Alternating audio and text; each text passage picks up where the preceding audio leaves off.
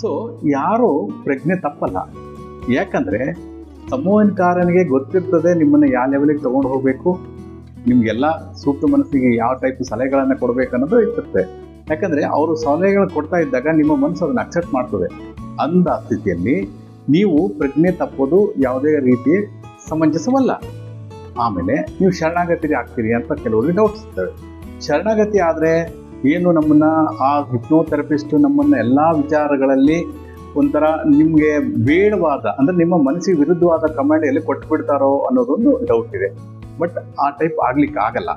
ಯಾಕಂದರೆ ಇದು ನಿಮ್ಮ ಸೂಕ್ತ ಮನಸ್ಸಿನ ವಿರುದ್ಧವಾಗಿ ಯಾರೇ ಬಂದು ಕೊಟ್ಟರು ಆ ಕಮಾಂಡ್ ನಿಮ್ಮಲ್ಲಿ ಅಕ್ಸೆಪ್ಟ್ ಆಗಲ್ಲ. ಸೊ ಇದರಲ್ಲಿ ಶರಣಾಗತಿ ಆಗಿಬಿಟ್ಟು ನಮ್ಮಲ್ಲಿ ಬೇರೆ ವಿರುದ್ಧವಾದಂಥ ಕಮಾಂಡ್ಗಳು ಕೊಟ್ಟು ಸಲಹೆಗಳನ್ನು ಕೊಡ್ತಾರೆ ಅನ್ನೋದು ಅದೊಂದು ತಪ್ಪು ಕಲ್ಪನೆ.